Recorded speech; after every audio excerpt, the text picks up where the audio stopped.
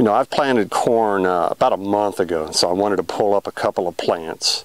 And in this video, I wanted to walk you through the early stages of root development, you know, what the parts of the root system are, why they're important, and how to stage an early corn plant. So, you know, this plant here is actually a very healthy specimen. For all the wind and cold we've had, this plant looks beautiful to me. But this is a V2, right? That's a vegetative stage, V2 corn plant with a pretty healthy root system. And what I want to do now is walk you through it. So let's get started. When we talk about growth stage on corn, really what we're looking for, particularly you know, early in the season like this, are these inverted V's at the base of the leaf. That's called the leaf collar. And when I can find that, then I can count that as a fully developed leaf. So here's your first leaf on a corn plant, usually rounded, right? The coleoptile leaf is rounded, so that's V1. And then as we come around, and of course leaves on a corn plant are staggered up the plant, so here's my second inverted V. That makes that V2, right? See the expression in the midrib there? Beautiful plant. Now, I cannot find the third collar, so I'm not there yet. So this is a V2 plant, but certainly you've got the third leaf. You get quite a bit of it actually, but you're still a couple days out before you can call that a V3.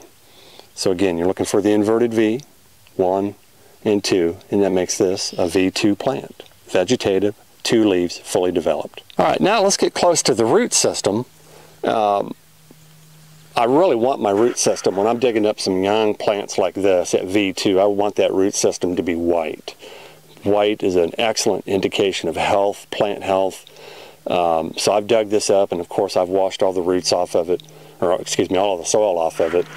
And really I want to see everything looking white. White, it means health.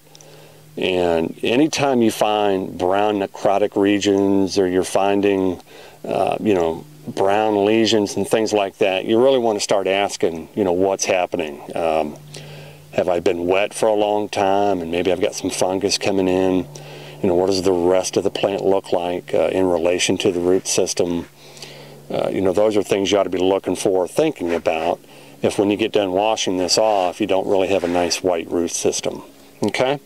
Now, you've got your corn kernel, of course. And from that, very early on, you get a shoot that starts to develop, and it moves towards the soil surface. And that's a marvel of nature for me. You know, you're planting 5 to 10 miles an hour, and that seed's bouncing all the way down through that seed tube.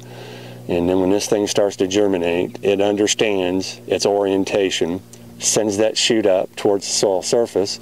And then this first root here, coming from the bottom of the kernel towards the ground, of course, is the radicle, right? And that radicle can get quite long, puts out some nice fibrous roots, but that radicle is critical in the early stages for bringing in moisture, bringing in nutrients, a little bit of anchoring, but really it's all about water absorption and nutrient uptake to really support that young, healthy growing plant, okay?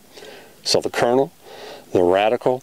Now these roots here help with anchoring, but really their primary role, they are called seminal roots.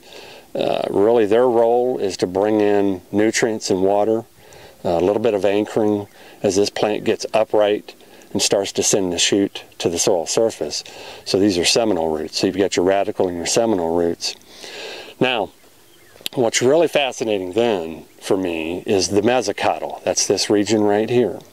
This mesocotyl will push up to the surface, right? That's your developing shoot, pushes up towards the soil surface. Now when it starts to sense light, it stops.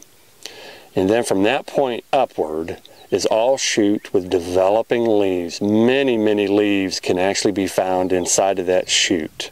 Upwards of 12 to 15 leaves actually, you know, with a good microscope. It's fascinating what has happened already up to this point. But that mesocotyl, that region right there with the first nodal roots, and that's what these are. These are nodal roots, right? That's your first ring or first node of roots for anchoring. These take over for nutrient and water uptake at about this stage of V2 to V3. Those become pretty critical. The seminal roots will start to die off a little bit. The radicle starts to die off. I mean, they're still functioning, but they're really not significant from this point forward at this growth stage for pulling up a lot of water and nutrients. But this mesocotyl gets to about right here, of course, senses light, and then starts to send that shoot up. You'll always find this as long as you have a fairly, deep planting depth of 1.5 inches or more, but you'll always find this region here, usually about 1/2 to 3/4 of an inch below the soil surface. And again, that happens when this mesocotyl starts to sense light becoming available. It stops, and then the shoot goes upwards from there. And so really from about right here where my pencil mark is down to the seed is my planting depth. And you can usually go into about any cornfield and you can figure out your planting depth pretty consistently as you're looking to see where that root is, where that line is approximately where the soil surface is.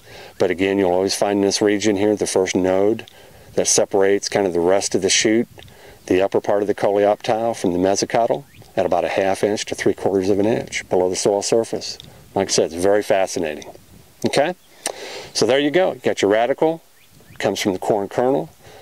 The shoot, the developing shoot, pushes up through the mesocotyl. Okay?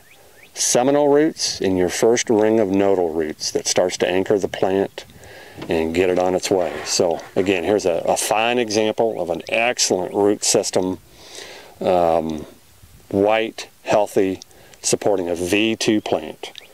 And there you have it. So have a good day, and thanks, folks.